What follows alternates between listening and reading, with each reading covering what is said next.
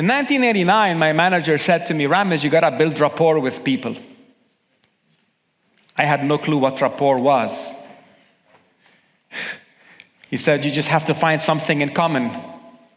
I had no idea what that is. In 2001 or 2, there was the book by Robert Cialdini on influence and persuasion. And there are 6 laws of influence and persuasion, 2 of which Phil just talked about. The first one is called the law of reciprocity. When you give, you get back.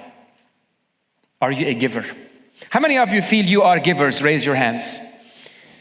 Right, and a lot of time there are the givers, so all you like to help someone. It feels good to help, right? Maybe we were conditioned in our cultures, you gotta give, you gotta share. I tell this to my kids. That's the law. If you give something to someone, they'll wanna give you back. What Phil spoke about Khaled, it wouldn't make sense for me to take this guy's money and promise him to become better successful at selling if he had no one to sell to. It's like, you gotta build the network, man. You gotta go there. So I gave, and it doesn't matter. It was not the right time. It was not the right thing. Second, it's called the law of liking. When you like someone, do you know that you're more conditioned to actually follow command of someone you like? This is what rapport is. 3 simple laws. 1 is commonality. Find something in common. When you're networking with people, just find out a bit about FOR, family, occupation, recreation. Tell me more about your family. Tell me more about your work. Tell me more about your hobbies. You'll find things about people.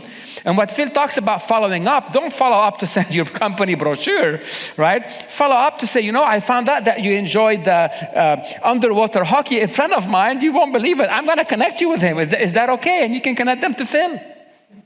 And by the way, if they're looking for underwater hockey and they haven't found them for now, and Phil shows up, how much more they're going to like you as a result of doing that simple favor. So, what did I say? So, I spoke about a few things. Commonalities, find something in common. The way you get FOR, family, occupation, recreation. Give someone sincere compliments. Have you ever gotten an insincere compliment from someone? Like you go to a store and you put on a jacket. The jacket is so big and the guy says, it's perfect on you. And you're like, really? Really? And now you know they're trying to do what? To sell you. You're like, excusez-moi, thank you so much, I'm just looking, bye-bye. Right? Be sincere, give someone sincere compliments. And third is basic. Have fun, make someone laugh. When someone laughs, there are positive endorphins in their brain. They'll associate fun, you being a fun person, than you being a boring person. Right? So you know what? Maybe you might have 5 jokes that you can recycle. But, you just be ready. Sometimes no joke comes out, So you just got to have a couple of jokes. It makes sense. So let's discover the selling style most preferred by today's buyers. Now, when the story that I'm going to tell you happened, it was before this research actually happened. And in a way, it was the only thing we knew what to do. And what I'm going to share with you is not something that possibly is completely new to you. Some of you already might be doing that, but you don't know that this actually is a style. It's actually something that people are looking for. What is the one resource nobody has enough of? Don't say money. Time. Your buyers are scrambling with time. Okay, and they don't know, a lot of time and today they're not scrambling with time, but they're scrambling with time trying to uncover all the details to make the right decision. So this is back 2005. I was just recruited by Unilever 2004. I was the sales training manager for Asia, Africa, and the Middle East. And the local business asked me as a consultant, as a trainer, to actually help them crack a deal with a big QSR. QSR stands for quick service restaurants. And that big QSR, the story is 18 years of age, so I'm going to say the name, it doesn't matter. It's Pizza Hut, part of the Americana group. Prior to me being involved, the selling approach has been the guys would go to the sales, to the purchasing department, and they would actually say, hey, can I have your list of supplies? Let me go give you a quotation, good luck. And then, they'll get some business. But for some reason, they weren't getting any business from Pizza Hut. And then I looked at what they were doing. I said, okay, guys, we need to change things a bit. So there is something that I do in our systematic selling strategy. The first step in everything is called RAP. Can anyone from our graduates in systematic selling strategy, tell me, what does RAP stands for? At a louder voice, I can't hear, and I can't see, by the way. Going once, I'll give you a prize. Do you like the coffee? I'll give you 2 prizes. Sorry? Okay, you won't find it. Yes? Nope? Sorry? No. Research, who said that? Okay, cool. That's analysis and planning. Research, analysis, and planning. What the hell do you research? Put down 5 C's. You research the country. You research the client's company. You research their competitors. You research the needs of their customers and their consumers. So what was going on in the country? Every single Tom, Dick, and Harry was coming and opening up a pizza store. Competition was fierce around that time, 2005.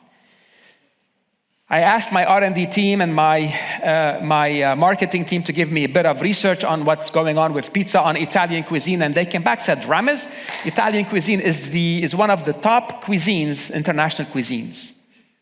But we have a very interesting thing. Guess which is the most favorite dish within Italian cuisine? Pasta. So then the team went and grabbed the pasta offering of Pizza Hut, compared that with a couple of other offerings, realized how bad it was. When we started digging in, we started comparing that actually, we found this later, they're putting the pizza sauce on the pasta. And I don't know about you, but when I have Pizza Hut, I have heartburns, and when I used to have, and then when I have pasta, I just can't eat anything after that, So not very good. So now we had a little bit of what we call insights. We knew where the problems are. So of course, competition is opening up. So now our approach was completely different. We started asking, who would be the right person to speak with that would like to grow number of customers, improve loyalty, and drive average spend in the outlets. Right, so purchasing, Miss Susan, introduced us to somebody from the marketing team, and the rest was history. We brought them insights. We shared with them these ideas, and then we said, let's have you taste pasta done with our ingredients. By the way, they agreed that they have a problem. They have pain. They're losing customers. We tell them, try this pasta. They tried it. They were like, oh my God, it's like, wow. And we told them, the sauce is coming out of a can. You don't need to cook anything. Just take it out of the can, dump it, add a few of these other things, and you're there. They asked how much. We gave them the price. They said, ooh, it's too expensive. More expensive, 4 times more than what we're paying for our pizza sauce. We said, is this pizza? They said, no. We said, what's the food cost of making pasta? Let's break it down. Yeah, you're paying a little bit more, but you're selling it at a 700% margin. So what does it matter? If you really want to grow, your competitors are using that, you have a choice. They said, bring it on. They created a limited time offer. We shipped 8 containers throughout the region. The rest is history. We grew their sales. And that's a proactive approach. So once we did the pasta, they saw how great it was. They said, oh, can you help us do the same with our pizza? Now that's the core menu item of Pizza Hut. Right? They protect this. It comes from the US. The recipes come from the US. It's a franchise. We cannot. Well, they realized they have a problem with their pizza. And they were given the okay. We created for them Pizzas of the World for the 2006 World Cup. And ever since that time, at least until I left in 2010, we had an 18-month rolling forecast with that client, ensuring that what are the next innovations coming in line. That was nothing to do with selling ingredients, nothing to do with selling a product. It had all to do with selling profit for the client, showing them the future. Now let me ask you a question, and you might want to take your finger, one finger. Everyone take your finger. Go like this. There's a little bit of a reaction. Prenez votre doigt, s'il vous plaît. Oye, toma su dedo, okay? Okay. Okay, turn to the person next to you and say, can you be my partner? Find a partner. Can you be my partner? Find a partner. You're going to have that conversation. Find a partner, find a partner, find a partner. If that's 3, it's fine. But at least you need 1 partner. In order for this to work, you need one partner. And discuss this question. If you want to buy a car, what steps would you take before buying a new car? What steps would you take before buying a new car?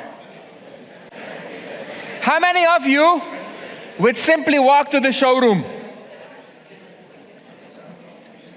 Just so you know, it used to be, people used to go 5 to 5 showrooms before they buy a car. Today, they only go to 2. From 5 to 2. What does that tell you? The customer is showing up what? They've done their research. They have their mindset. If you're a car salesman, you better understand this information, because when you see a client and you're sitting and they're waiting for them to go walk around and you give them bad customer experience, man, you just blew it.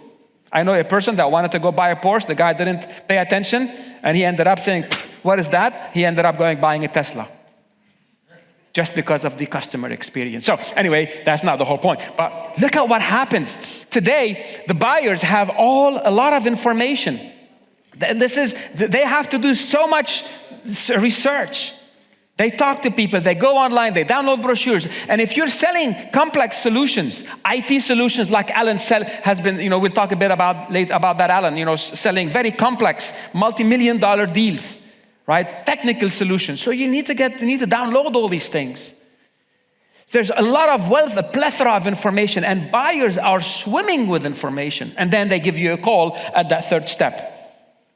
The concept of RFP, creation. They create an RFP, they send. If a customer gives you a call, just so you know, they're not calling you to just call you. They're calling you and have you ever had a client, just give me the price? And you try to ask some questions and they're like, no, just give me the price. And they don't want to talk to you, just send me the quotation. It's because they are doing their whole sifting. They're putting a nice Excel sheet, and you have zero chance. As a matter of fact, research shows that customers are doing 57% of the research of what purchases they want to do before they even talk with you, before they pick up the phone and call any one of these sales professionals. Now, in that 57%, all what they know how to do is have us as suppliers fight against pricing. So what ends up happening, so this research, I won't reveal the name yet, because I want to build the suspense. They started searching in terms of what made good salespeople good salespeople. You know what differentiated good salespeople? And actually that research started right around the 2008, 2009, 10 recession. But the publications didn't come up until 2012. And they found that there are 5 types of sales professionals. There is a persona out there that is known as the hard worker. Hard worker. I learned something that if I wanted to earn more, I had to do more. It was about working harder.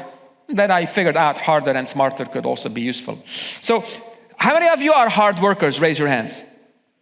And some people became successful in sales because they were just doing more calls, more follow-ups, more of everything. And of course, if it's just a numbers game, Michael Jordan said, you'll miss 100% of the shots you don't take.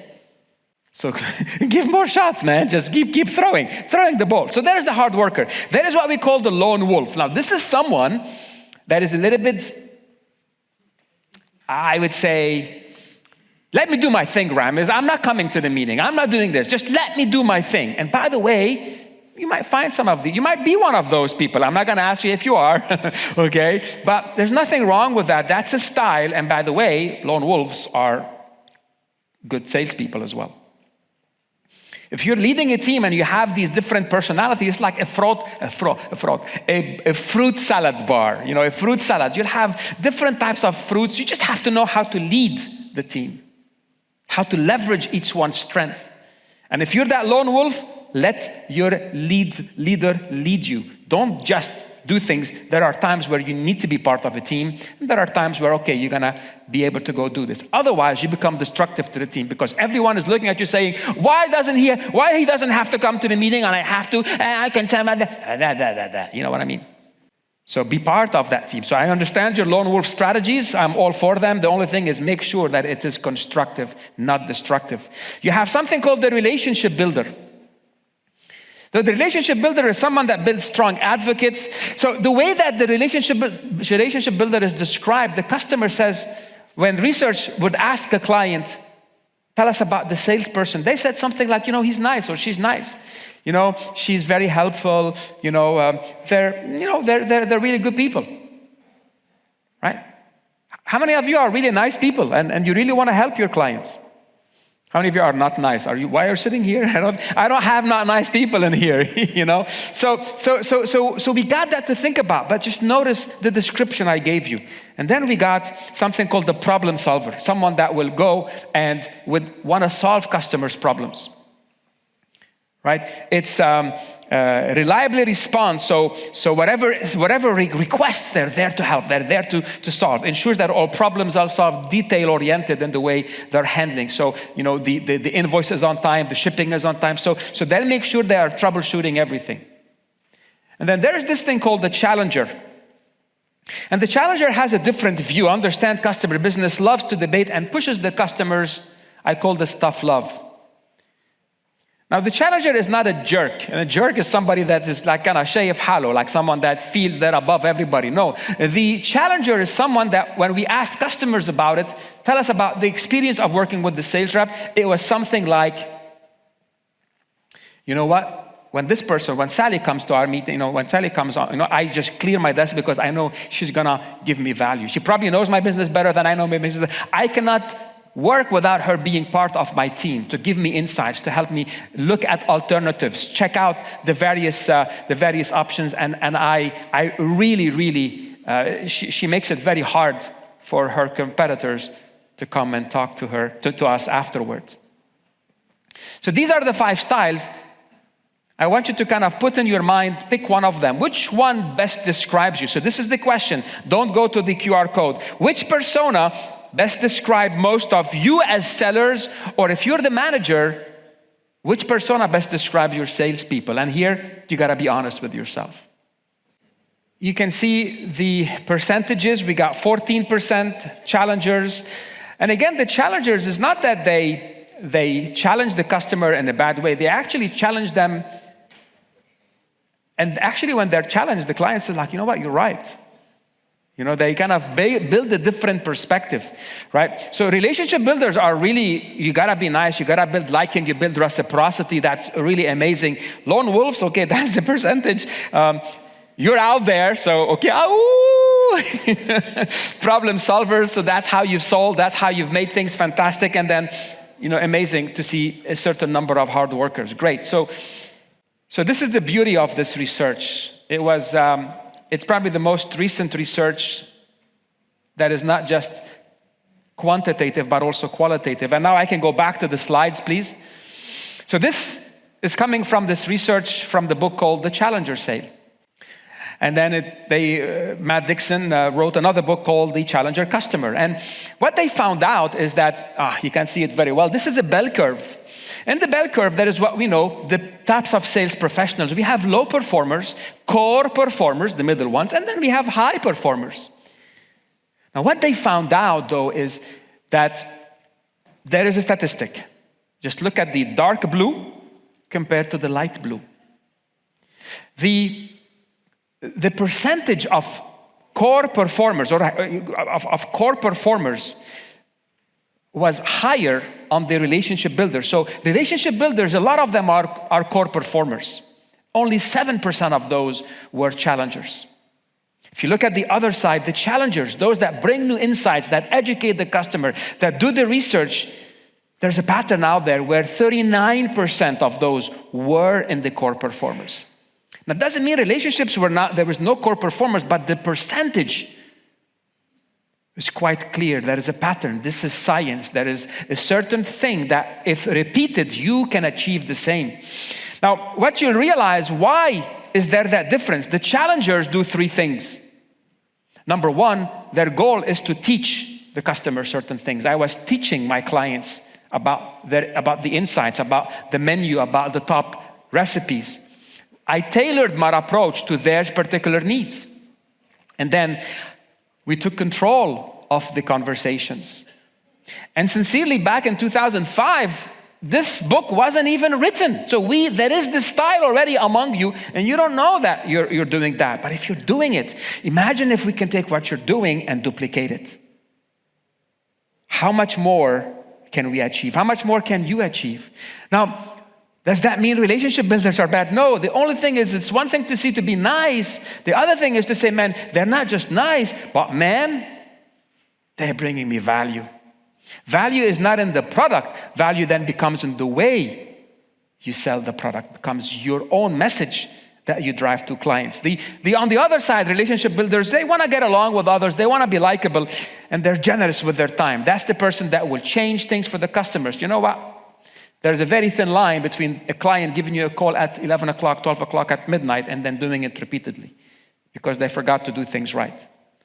Now, there's something called a low complexity deal and a high complexity deal. Low complexity, it's a one decision maker, maximum one decision maker. But once you have more than one decision maker, it becomes high complexity. And you can see in a high complex world, where the decision requires today the average stakeholders, there's more than 7 stakeholders that need to be actually, you have to influence 7 people in order to get a certain large complex deal.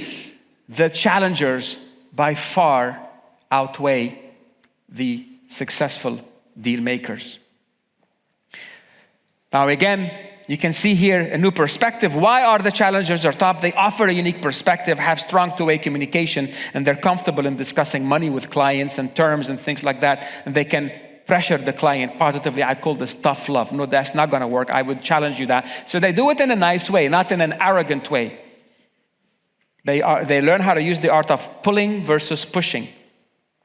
So this is the teaching, tailoring, taking control are the basic element there.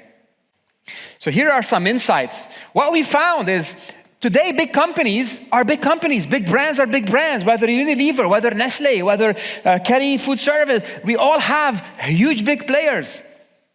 If you're selling automation, you have GE, you have Siemens, you have ABB. They're all big names. It's not, one doesn't have good quality. So what the research shows is company and brand is a certain reason why customers will buy from you. Product and service delivery, because they expect it, right? Value to price. Notice value to price isn't the highest one, but what the highest one is, you can see the customer experience. So challengers sell in line with customer loyalty and experience. They're looking for your value into the equation. Zig Ziglar used to say that when you buy from Zig, you're getting Zig with the deal. You're getting me to give you, to help you to do that. And this is the value that you gotta bring into the equation. So things like what customers told us about challenger sellers is that they offer a unique perspective, valuable perspectives on the market. Rep helps me navigate alternatives. How when you imagine you show up to a client, you say, well, this is my product, but let me tell you, instead of buying our product, you can buy this, or do nothing. And here's the consequence of every single one of them. If you've bought our trainings, you know that I tell people you can do nothing and just keep riding a wave. You can hire a potential sales trainer and possibly be kissed with a frog, who people will say they can train, but when they stand up, they put the people to sleep. And blah, blah, blah, blah. So again, I give people alternative. I say, or you can use a tested and proven process and system that has been implemented with more than 100,000 individuals, you decide.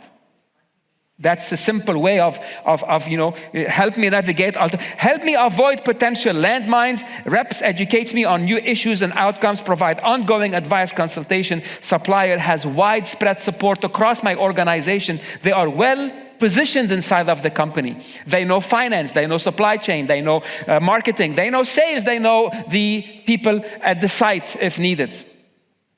So they have a widespread support internally within the organization, and the supplier is easy to buy from. I can tell you, sometimes companies make it difficult for clients to buy from them. So what is selling? To sell is to be of service to others, but that's not enough. We gotta define what that means. Service is to proactively add value to someone.